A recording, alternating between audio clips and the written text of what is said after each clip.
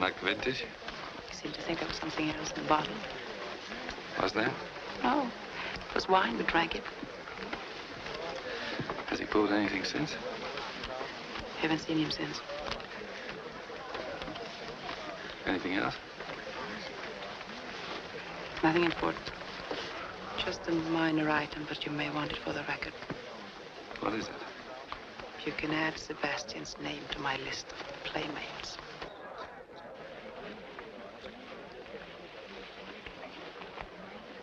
Pretty fast work. That's what you wanted, wasn't it? Skip it. Are you betting on this race? No.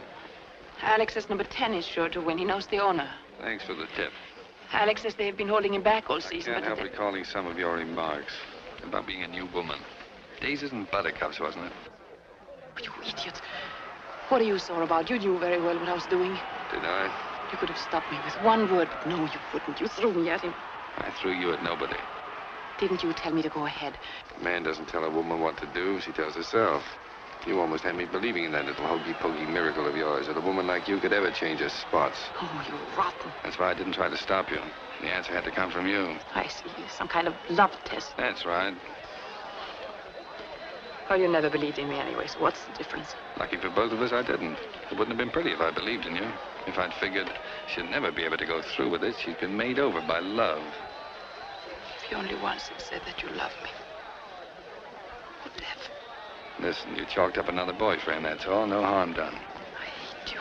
There's no occasion to. You're doing good work. Number 10's out in front. Looks as if Sebastian knows how to pick 'em. Is that all you have to say to me? Dry your eyes, baby. It's out of character. Except keep on your toes. It's a tough job we're on. Snap out of it. Here comes Dreamboat. Oh, hello, Alex. It was so exciting. A beautiful horse. Do you remember Mr. Devlin? How do you do? Hello. Alicia tells me you had a bet on number 10. Sorry I didn't get the tip earlier. So long. See you sometime, Deb. It was a wonderful race. Did you have much money on the winner? I didn't see the race. Didn't you? I thought I saw you looking through your field glasses. I was watching you and your friend, Mr. Devlin. I presume that's why you left my mother and me. You had an appointment to meet him. Don't be absurd. I met him purely by accident. You didn't seem very anxious to get away from him. Oh, he's just... I watched you.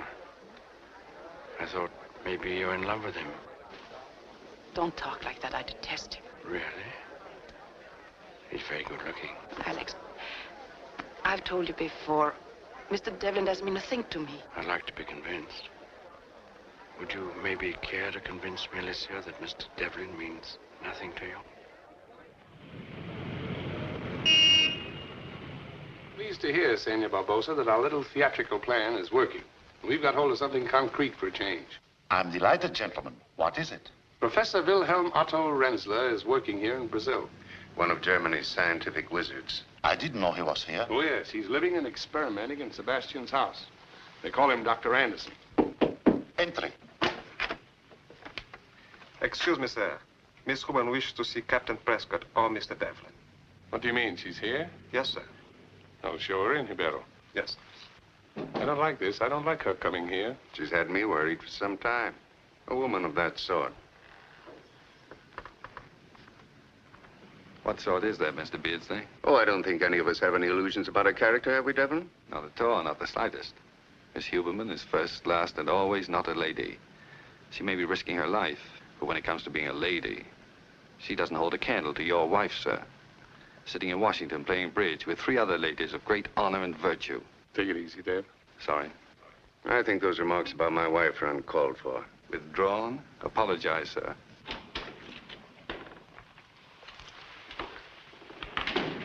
How do you do, Miss Huberman? How do you do? It's Mr. Beardsley and Senor Julio Barbosa. Let's sit down. Thank you. You have the steam on my government, senorita. But we are worried about your visiting this office. I promise not to break the rules again, but I need some advice, and I couldn't find Mr. Devlin. In fact, I need it before lunch. Well, something happened? Yes, something rather confusing. Mr. Sebastian has asked me to marry him. What? Well.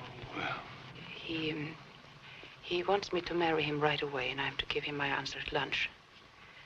And I didn't know what the department might think about such a step. Are you willing to go this far for us, Miss Huberman? Yes, if you wish. What do you think of this, Devlin? Oh, I think it's a useful idea. Well, you know the situation better than any of us. May I ask what inspired Alex Sebastian to go this far? He is in love with me. And he thinks you're in love with him? Yes, that's what he thinks. Gentlemen, it's the cream of the chest. Then it's all right. Well, yes, I'd say so. Of course, it's a perfect marriage for us. There's only one thing. Want to delay us a bit? What do you mean? Well, Mr. Sebastian is a very romantic fellow, isn't he, Alicia? Yes. Then he'll probably want to take his bride away for a long honeymoon. Won't that hold us up? Devlin's got a point there. Oh, I don't know. I think we can rely on Miss Huberman to get back into the house quickly. Yes, I think I can manage that. Well, everything seems to be nicely arranged. I don't think you need me here anymore, do you, Captain Prescott? I do want to thank you, Miss Huberman, very much. I think so far everything has been managed with great intelligence. Yes, thank you very much. Are you quite sure she didn't come down here to see you? To capture the rich Alex Sebastian for a husband? Don't be absurd, Mother. She didn't even know I was here. We will discuss it more fully tonight. We will not discuss it tonight.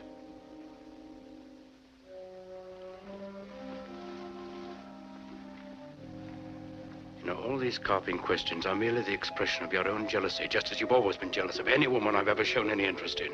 In this case, there's nothing more to discuss. You mean then you are going ahead with this marriage? I mean that the wedding will be next week. It'll be private. We shall both be pleased to have you present, if you wish.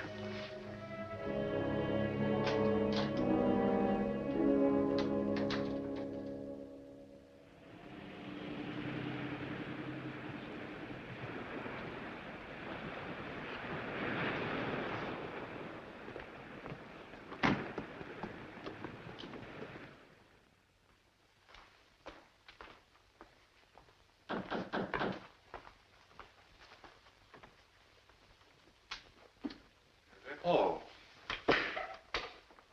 Good evening, sir. Good evening, Joseph. Joseph? Joseph doesn't look very cheerful here. I'm sorry, sir. Madame Sebastian wasn't certain we'd be back tonight. Why not? I telegraphed her. Madame Sebastian said we were all to retire, sir. Where is my mother? Madame Sebastian went to bed very early, sir. I'm sorry, my dear. I'm afraid this isn't a very bright homecoming for you. That's all right, Alex. Well, what shall we do? Shall we have Joseph arrange a little food for us? Not unless you want to. I'm rather tired myself. We go right up then? Good night. Good night.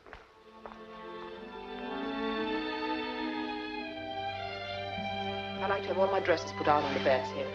Don't hang anything up. I like to know where everything goes. Oh, Joseph, did you have the closets aired? Yes, madame.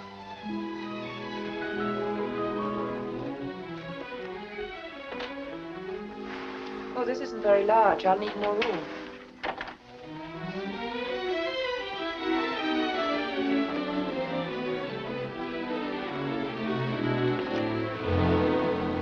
This door is locked. That's used for a storeroom, madame. Oh. May I have the key? I do not have the keys, madame. Where are they? Madame Sebastian has charge of all the house keys, madame. Oh. Do you know where Mr. Sebastian is? I believe he is having a business meeting downstairs in the study, madame. I miss Hupka. He was a first-class metallurgist. Glycan is just as good. Such is your opinion. But I don't want to criticize. What were you asking? Oh, you want a report. A written report. Well, my friends, my work is done. You've been successful.